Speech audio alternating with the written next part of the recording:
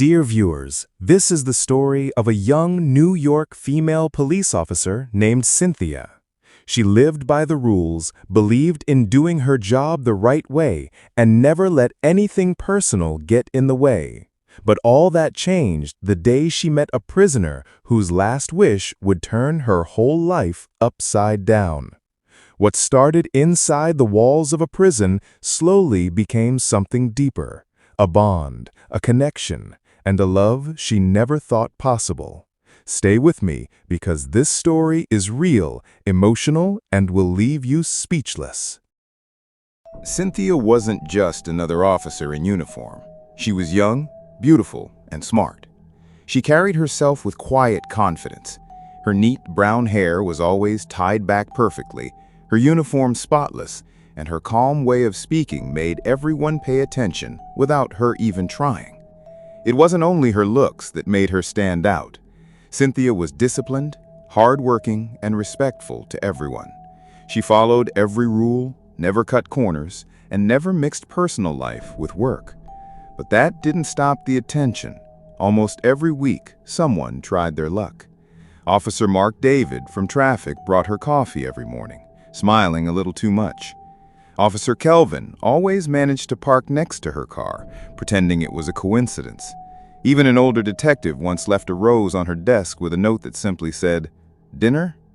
Cynthia smiled politely each time, thanked them, and said no. Her quiet refusals only made her more mysterious to everyone around her. But Cynthia had one rule she lived by: work is work. Some men laughed it off, others grew frustrated, but no one took rejection harder than her boss, Mr. Johnson. Mr. Johnson was in his late 50s, with silver hair, an expensive watch, and the kind of power that made people afraid to cross him. From the moment Cynthia joined the station, Johnson had kept his eye on her more than any other officer. She noticed, everyone noticed, but she ignored it and kept her head down. That worked until the day he called her into his office. Cynthia walked in, her hands folded behind her back, as always. Johnson leaned back in his leather chair and shut the door. "Cynthia," he began, his tone smooth, "you've been doing very well here. Smart, disciplined. You have a real future in this department." "Thank you, sir," she replied calmly. He smiled, tapping his pen on the desk. "You know, I could help you move up faster. There are openings coming soon. Promotions, better pay, better hours. You deserve it." Cynthia stayed quiet. She had a feeling where this was going. Then his smile shifted. "Cynthia, I like you, more than just as an officer. We could make things easier for each other, you and I." Her stomach tightened. "Sir, with all due respect, I'm here to do my job, nothing more." Johnson's expression hardened. "You're saying no to me?" "Yes, sir," she replied, her voice steady. "You're my superior, and you're old enough to be my father." The air in the room changed. Johnson leaned forward, his voice low. "You do understand there are consequences for the choices we make, right?" Cynthia's eyes narrowed slightly. "Sir, I haven't done anything wrong." "Wrong? No, but you're making things complicated for yourself," Johnson said slowly. "I could make life harder for you here. Much harder. In fact, I could send you somewhere you'd wish you'd thought twice." Cynthia felt unease wash over her, but she held her ground. "Sir, please. I've worked hard here. I've respected everyone. There's no need for this." Johnson tapped the desk once, twice, then leaned back. "Then maybe you should think about respecting me," he said coldly. Cynthia stood still, her heartbeat steady, even though her mind was screaming. "You can go now," Johnson said with a dismissive wave. She turned, walked out, and closed the door behind her. She didn't need to be told what was coming next. The following week, she got the call from HR. No meeting, no discussion, just a notice. She was being transferred to Redwood State Penitentiary, far from Florida, far from home. The official reason was staff adjustments, but Cynthia knew exactly why. She didn't complain. She wouldn't give Johnson that satisfaction. She packed her things and left quietly. The penitentiary was a different world. The first thing she noticed was the air. It felt heavier, colder, as though the walls themselves carried the weight of lives trapped inside. The gates shut behind her with a metallic clang that echoed in her chest. The facility was bigger, louder, and far more tense than her old station in Florida. The inmates were different too. Every day she saw men whose eyes carried anger. Others looked broken, as if the years had drained the life from them. A few kept their heads down, saying little. Cynthia adjusted quickly. She followed her training, kept her distance, and avoided unnecessary conversations. And that's when she first noticed him, Maxwell. Maxwell wasn't like the others. He was tall, broad-shouldered, with calm eyes that didn't match the roughness of this place. His hair was kept neat. His uniform was clean. Most prisoners had a certain hardness in their faces, anger, regret, bitterness. But Maxwell's expression was different. Cynthia told herself not to notice, but she couldn't help seeing the way his gaze followed her.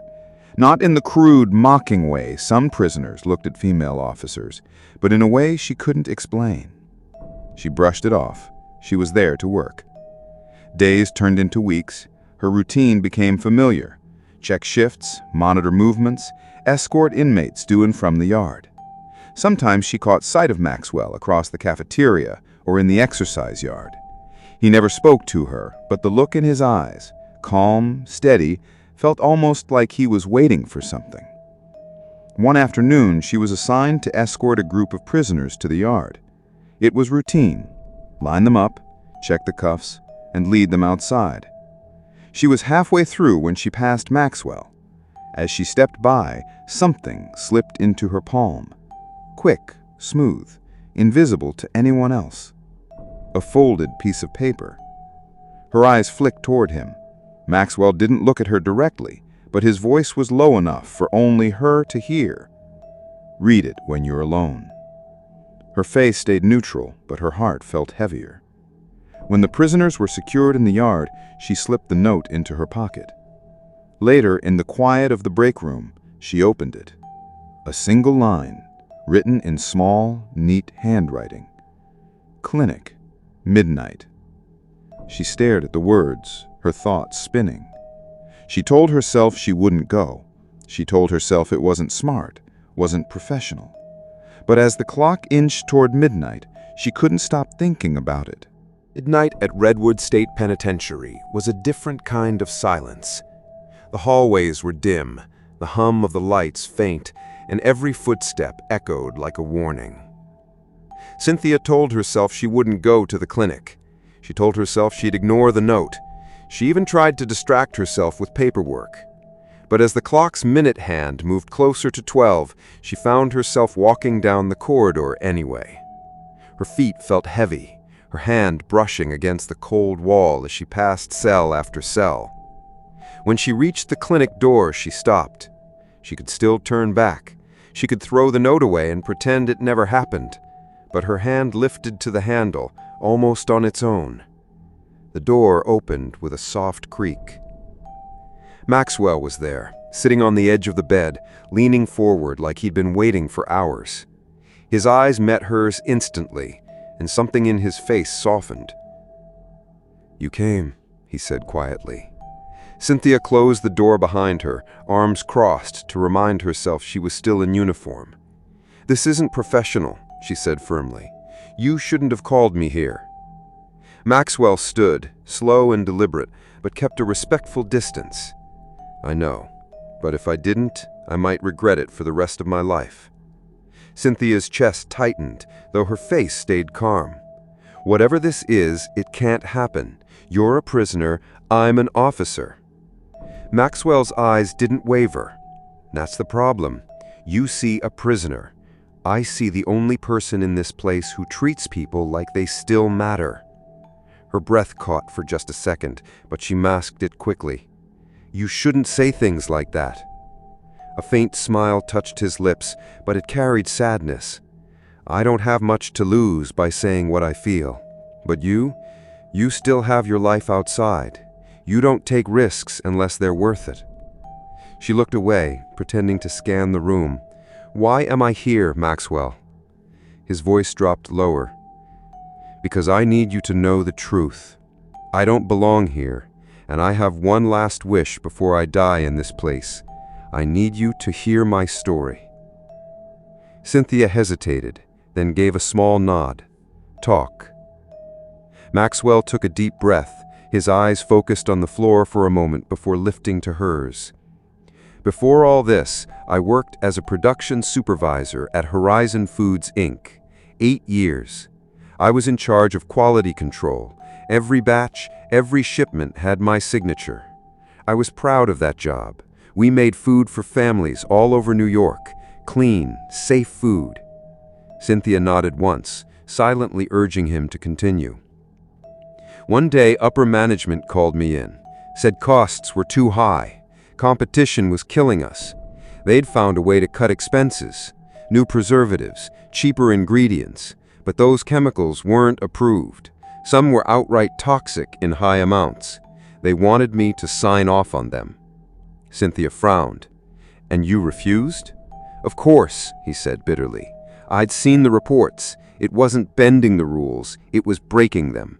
I told them no. That's when things turned ugly. They offered me money to stay quiet, a promotion, even a share in the profits. When I refused again, I decided I'd resign and go to the media. I had proof, test results, emails, everything." He paused, his jaw tightening. "But they got to me first. One morning, police showed up at my house, said I'd been stealing company funds, falsifying reports. They found evidence on my computer, forged documents with my signature. Everything I had against them was gone, wiped clean." Cynthia's stomach twisted. "So they framed you?" 15 years without parole," he said flatly. "That was my reward for doing the right thing." For a long moment, neither of them spoke. His story was too detailed, too specific to sound like a lie. Maxwell's voice softened again. "I'm not asking you to believe me right away. I just have one last wish. Investigate. Look into them. If I'm lying, you'll see. But if I'm telling the truth, you'll know why I can't stop fighting even in here." Cynthia stared at him, weighing his words. "This could cost me everything, my career, my life outside.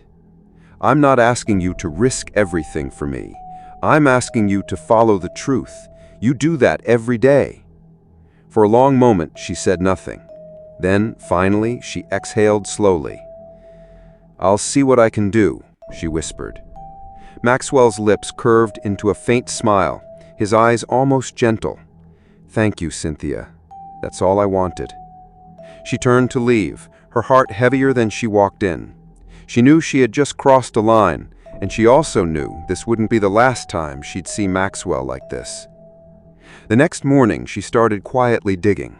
She researched Horizon Foods, Inc., combing through every public record. Everything looked perfect on paper. Too perfect. She reached out to an old contact from Florida, a journalist who'd covered corporate scandals. "You didn't hear this from me, but there have been whispers about that company for years. Safety violations, health complaints. Nothing ever sticks. Someone's covering their tracks." Cynthia dug deeper. Old case files, environmental reports, employee testimonies that had been withdrawn. Slowly, a pattern emerged. Hidden payments, silenced employees, missing reports. 2 months later, everything changed. A former employee came forward with proof. Emails, signed documents, safety test results, all buried until now. The truth exploded. Horizon Foods, Inc. was exposed. Maxwell's conviction was overturned. Cynthia was there the day he walked out of Redwood State Penitentiary. He stepped into the sunlight, his face calm, but his eyes softened when they met hers. "Thank you," he said simply. I nodded, keeping her expression professional. "You deserve your life back." "You gave it to me," he replied softly. For 2 days, Cynthia felt a quiet relief. Justice had been served. Maxwell was free. The company was under investigation. Then the news came. Maxwell had been kidnapped. Cynthia was at home when she saw the report on TV. Her stomach dropped. She turned up the volume, but details were scarce, only that he'd been taken by unknown men. Her phone buzzed with messages from colleagues. No one had answers. She paced her living room, her mind racing. That's when she saw it, a note on her kitchen table. Her hands trembled as she picked it up. The handwriting was neat, but the message was cold. If you want to see Maxwell again, come to Millstone City. Call this number when you arrive. Cynthia sank into a chair, the note clutched in her hand. Her heart felt heavy, her thoughts spinning. This wasn't over. Not even close. Dear viewers, Cynthia thought freeing Maxwell would be the end of their story, but it was only the beginning. Part 2 will take their bond to a place neither of them expected. If you're ready for Part 2, type Part 2 in the comments and tell us where you're watching from. Don't forget to like this video and subscribe so you don't miss what happens next.